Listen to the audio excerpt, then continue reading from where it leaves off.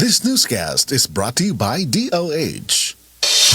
Koy Herbal Capsule. Koy Herbal Capsule. Inom ni anak matag adlaw aron muli ko na imong resistensya og immune system. May micronutrients gikan sa vitamins and mineral nga gikinahanglan sa tong lawas. Kay kakuha nga niini mo resulta sa lain-laing balatian. Ang vitamin D, vitamin K, calcium, magnesium ug phosphorus mulig-on sa kabukugan. Ninga ng tanan sa Koy Herbal Capsule, kasaligan nga food supplement. Ang koy na lang akong gihimong maintenance, okay raman. Nabalik man sa normal ang akong blood pressure o sugar.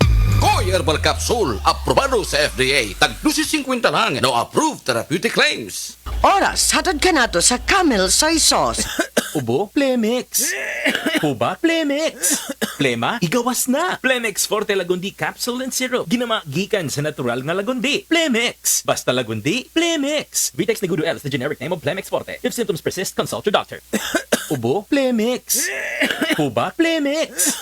Plema, igawas na. Plemix Forte Lagundi Capsule and Syrup. Ginama gikan sa natural nga lagundi. Plemix. Basta lagundi, Plemix. Vitex Negudo L is the generic name of Plemix Forte. If symptoms persist, consult your doctor. That portion was brought to you by Ariel Tripid. Mas tipid na up to 3 times washes. $6.50 lang kada laba. Pagbasa sa ikasyam na kabanata ng aklat ni Juan, pinagaling ni Jesus ang isang bulag, talata 1 hanggang 41. Sa paglalakad ni Jesus, nakita niya ang isang lalaking ipinanganak na bulag. Tinanong siya ng kanyang mga alagad, "Guro, sino po ang nagkasala at ipinanganak na bulag ang lalaking ito? Siya ba o ang kanyang mga magulang?" Sumagot si Jesus, "Ipinanganak siyang bulag hindi dahil sa nagkasala siya o ang kanyang mga magulang, kundi upang mahayag ang kapangyarihan ng Diyos sa pamamagitan niya. Kailangan gawin natin ang mga ipinapagawa ng nagsugo sa akin habang maaga pa. Malapit na ang gabi at wala nang makakagawa pagsapit niyon. Habang ako'y nasa sanlibutan, ako ang ilaw ng sanlibutan."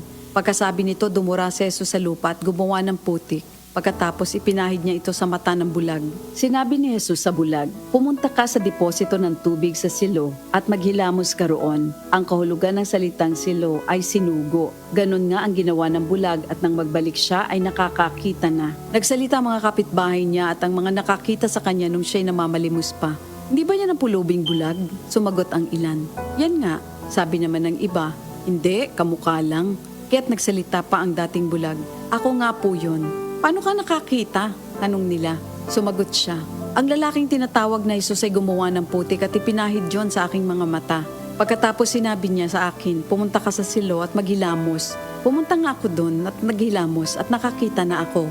"Nasaan siya?" tanong nila sa kanya. "Hindi ko alam," sagot niya. Dinala ng mga tao sa mga Pariseo ang dating bulag dahil araw ng pamamahinga ng gumawa si Jesus ng putik at nang pinagaling niya ang bulag. Tinanong din siya ng mga Pariseo kung paano siya nakakita, kaya't sinabi niya sa kanila, "Pinahiran niya ako ng putik sa aking mga mata. Ako'y pinaghilamos at ngayon nakakakita na ako." Ang sabi ng ilang Pariseo, "Hindi maaaring mula sa Diyos ang taong yon sapagkat hindi niya ipinapangili ng araw ng pamamahinga." Ngunit sinabi naman ng iba, "Paano makakagawa ng ganitong mga himala ang isang makasalanan?" At hindi sila magkaisa.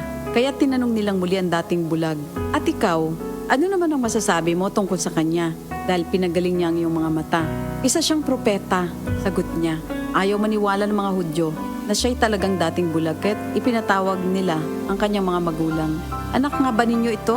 Talaga bang siya ipinanganak na bulag? Bakit nakakakita na siya ngayon?" tanong nila. Sumagot ang kanyang mga magulang, "Anak nga namin siya at siya ipinanganak ngang bulag. Ngunit hindi po namin alam kung bakit nakakakita na siya ngayon o kung sino ang nagpagaling sa kanya. Siya na po ang tanungin nyo. May sapat na gulang siya at nakakapagsalita na para sa kanyang sarili." Ganon nga ang sinabi ng kanyang mga magulang dahil takot sila sa mga Hudyo. Alam nilang pinagkakaisa ng mga Hudyo na itiwalag sa sinagoga ang sino mang magpahayag na si Jesus ang Kristo. Ito ang dahilan kung bakit sinabi ng kanyang mga magulang siya'y nasa tamang gulang na, siya ang tanungin nyo. Muli nilang ipinatawag ang dating bulag at sinabi sa kanya, "Sa pangalan ng Diyos, magsabi ka ng totoo. Alam naming ang taong yon ay makasalanan." Sumagot siya, "Hindi ko po alam kung siya'y masamang tao o hindi. Isang bagay po ang alam ko. Ako'y dating bulag, subalit ngayon ay nakakakita na." "Anong ginawa niya sa'yo? Paano niya pinagaling ang inyong mga mata?" tanong nila. Sumagot siya, "Sinabi ko na po sa inyo at ayaw naman ninyo akong paniwalaan. Bakit gusto ninyong marinig muli? Nais ba ninyong maging alagad din niya?" At siya kanilang minura, "Ikaw ay alagad niya, ngunit kami mga alagad ni Moises. Nalalaman naming nagsalita ang Diyos kay Moises, ngunit ang taong yon, hindi namin alam kung saan siya nanggaling." Sumagot ang lalaki, "Yan nga po ang nakakapagtaka. Hindi nyo alam kung saan siya nanggaling. Gayon pa man, pinagaling niya ang aking mga mata. Alam nating hindi pinapakinggan ng Diyos ang mga makasalanan. Ngunit pinapakinggan niya ang mga tunay na sumasamba sa Kanya at sumusunod sa Kanyang kalooban. Noon pa man ay walang makapagpagaling ng mata ng taong ipinanganak na bulag. Wala pong magagawa ang taong yon kung siya hindi mula sa Diyos. Sumagot sila. Ipinanganak ang makasalanan at ngayon nais mo pa kaming turuan? At siya'y kanilang itiniwalag. Nabalitaan ni Jesus na ang lalaking pinagaling niya itiniwalag ng mga Pariseyo. Kaya nang matagpuan niya ito, ay kanyang tinanong, sumasampalataya ka ba sa anak ng tao? Sumagot ang lalaki, sino po ba siya, Ginoo? Sabihin niyo po sa akin upang ako'y manalig sa kanya. Siya'y nakita mo na. Siya ang kausap mo ngayon, wika ni Jesus. Sumasampalataya po ako, Panginoon, ang sabi ng lalaki. At sinamba niya si Jesus. Sinabi pa ni Jesus, naparito ako sa mundong ito upang humatol at nang sa gayo'y makakita ang mga bulag at mabulag naman ang mga nakakakita. Narinig ito ng ilang Pariseyong naroon at sila'y kanilang tinanong, ibig mo bang sabihin mga bulag kami? Sumagot si Jesus, kung kayo nga'y bulag, wala sana kayong kasalanan. Ngunit dahil sinasabi niyong nakakakita kayo, ang kasalanan ay nananatili sa inyo. Ito ang salita ng Diyos. Ang takna ato garato sa atong bag-ong construction partner, Century Peak Cement, Cementodo para sa Pilipino. Oras, gihatod kaninyo sa EXL Magkabuhay. Buhay at makulay ang buhay sa EXL Magkabuhay. Camel, sukang puti, sasuan mo palami. Camel, sukang puti, maunag yun imong mapili. Camel, sukang puti, sasuan mo palami. Camel, sukang puti, anita na ang sekreto sa lami. SED Alert! SED Alert! Lumipag matuod sa kayuhan. Hatid ka na to sa SED Marketing Health Testimonies. Sa akong pagpanarbaho, di magid maligayan nga ang mga panakit sa panglawas, sa mga pamaol, sa 12 ka oras at pagpanarbaho kada adlaw. Makita gid nimo ang alibyo nga pag magamit ka sa seed liniment kay wala magid akong kuan magaano gyud pamati kanang sa pagdayong katulog mao magid akong gamiton kay ang panakit sa lawas mugaan magid ang lawas. Ako si Jupitero Pinta, taga Diguan sa Sami City. Health Testimonies. New Tide White and Bright, Tide White and Bright, murag bago ang sinina. New Tide White and Bright, Tide White and Bright, murag bago ang sinina. New Tide White and Bright. Murag Bag-O is based on technical stain removal test on polyester. Ang high blood pressure posible nga tungod sa stress ug pag-abuso sa lawas atong paminawon ang natabangan sa Paragis Bila-Bila Coffee. Sukad ko nakagamit sa Paragis Bila-Bila Herbal Coffee, hindi na ko nakita nagsugod og ka baba ang akong blood pressure. So hangtod karon di ko mapawala sa Paragis Bila-Bila Herbal Coffee kay kini siya maoy nakapababa gid sa kuang high blood pressure. Ako di ay si Ed Curasa, station manager sa Radyo Bayugan. Sa Paragis Bila-Bila, dili na ka mag-agwanta pa. Ako si Radyoman Buin Algono. Kining balita hatod kanato sa Paragis Bila-Bila Herbal Coffee. Ani ana ang pinakabag-o nga klase sa kape nga gisiguro ang saktong timpada, makahatag og kayuhan sa kalawasan. Mao kini ang Paragis Bila-Bila Herbal Coffee. Makahatag og usa ka tasa nga lami nga way sama. Kinutaw nga pag-amping sa kalawasan nga makigpatok sa palatian. O karon sa ato ang balita. Sobra sa 30 ka mga barangay ang gibaha gumikan sa grabing uwan epekto sa bagyong Guring. Kininahitabo kagahapon dito sa Bacolod City. Diin sukan ni atong Lunes, may mga sapa nga niawas na ang baha. Pipila ka mga lugar nga gilunupan ug ang baha may kalamon nga napo katiil. Kadtong balita hatod kanato sa Paragis Bila-Bila Herbal Coffee. Puno sa mga sangkap sa herbal nga tinuod nga makatabang, giistudyuhan ug napamatud-an. Basta kape nga klaro, dinhi na kita sa sigurado. Lami ana, makatabang pa. Paragis Bila-Bila Herbal Coffee. Gama sa GFMQ Marketing. Sa Paragis Bila-Bila, di na ka mag-agwanta pa. Mapalit sa Diding's Pharmacy sa Manalili Street, Cebu City. Best Way Pharmacy sa Mandawi City, Healthy Way Pharmacy, GV Butika sa Cebu, Mandawi, Liloan ug Usmeña Boulevard. Ako si Radyoman Buin Algono, Tatak RMN. Starwax, Starwax, wax. Starwax, Starwax, wax. Always remember, sa paglinis, pakitawin ang sahig. Mrs. Starwax, Starwax, wax. Kitang na to the max. Starwax ang #1 floor wax. Dunay waterproof formula. Bisan yaman ng tubig, mabalik ka sinamang salud. Starwax, Starwax, wax.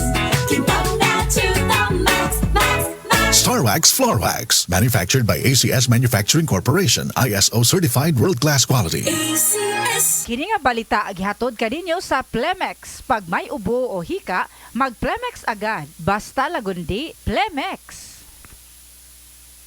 24 hours ang germ protection ng Shield Bath Soap. Shield Bath Soap. 24 hours ang germ protection ng Shield Bath Soap. Shield Bath Soap. Protektahan ang kalusugan ng pamilya. Mag-Shield Bath Soap regularly. Kills 99.9% ng germs at recommended pa ng Philippine Nurses Association. Mag-Shield Bath Soap. Shield Bath Soap. Shield. Galit sa sakit, may malasakit. Shield Bath Soap. Manufactured by ACS Manufacturing Corporation. ISO certified. World-class quality. ACS. Hi, I'm Chef Jojo Javier. Mahalaga sa akin ang MX3, kaya parte ng aking routine ang pag-inom ng MX3 capsule. Ang kalusugan ay priority ko sa lahat. Masarap mabuhay nang walang inindang sakit sa katawan. Kailangan balanse ang food choices. Meron kang vegetables, meron kang fish and chicken. Plus, dinagdag ko ang MX3 capsules at MX3 coffee. Ganado ako magtrabaho dahil balanse ang aking lifestyle. And for me, life is sweeter with MX3. Ako po si Chef Jojo Javier. Bilib ako sa MX3 kaya ako ay umiinom ng MX3. Mahalagang paalala, ang MX3 ay hindi gamot at hindi dapat gamiting panggamot sa anumang uri ng sakit. Boom, papaya, white rose papaya, yeah, yeah, yeah. Boom, puti ka in 7 days, oh yeah, yeah, yeah, yeah, yeah, yeah. White rose papaya. New White Rose Papaya na ay double whitening sa papaya extracts and vitamin B3. Clinically proven yung makaputi in as early as 7 days with regular use. Boom, puti ka, white rose papaya, yeah, yeah, yeah, yeah, yeah. Papaya puti, papaya fast. White Rose Papaya with vitamin B3. Manufactured by ACS Manufacturing Corporation. ISO certified world. Gulya t-shirt. Happy Mart. Blouses. Happy Mart. Underwear. Happy Mart. Sapot sa kabataan. Happy Mart. Pantalon. Happy Mart. HAPPY. MERT. Happy Mart. That news was brought to you by ACS Manufacturing Corporation. ISO certified world-class quality. ACS. Mga higala, karong September 1 Friday, ang payday sale sa tanang mga Life Extension Medical Clinic and Pharmacy branches. Na'y 10% discount ang tanang mga Life Extension products, especially ang Life Extension Vitamin D3 with free CBG and ECG on selected branches only, plus 30 to 50% discount on selected Life Extension products. Sa September 1 Friday, ang payday sale sa tanang mga Life Extension Medical Clinic and Pharmacy branches for longer life. Ang problema sa baha sa atong pinangga nga Barangay Tisa sa syudad sa Sugbo, masulbad lamang pinaagi sa pagdisiplina sa atong kagalingon ug sa atuang pagtinabangay. Busa, mag-uban kita alang sa kalambuan. Ako kini ang inyong kanhe numero 1 konsihal, JR Pipito, moingon sa bisan unsa ug bisan asa kung magkahiusa tang tanan, siguradong matunhay ug mulambo pa ang atong pinalangga nga barangay. JR Pipito, kausaban alang sa kauswagan. Mga higala, may adlaw ka natong tanan. Kini si Kuya Gulyat ninyong adunay na ilhan nga lamian kaayong tabliya, ang Don Pepe tabliya. Sa kaumutong kalami, walay mudili, sa Don Pepe nga tabliya, kini mao'y paborito. Mag-Don Pepe. Don Pepe tabliya, charap ni bay. Kung makatilaw ka, magpangita ka. Oras sa mga kasama, alas 5:45 na. DYHP Bustamante at Galinia sa unang radyo, unang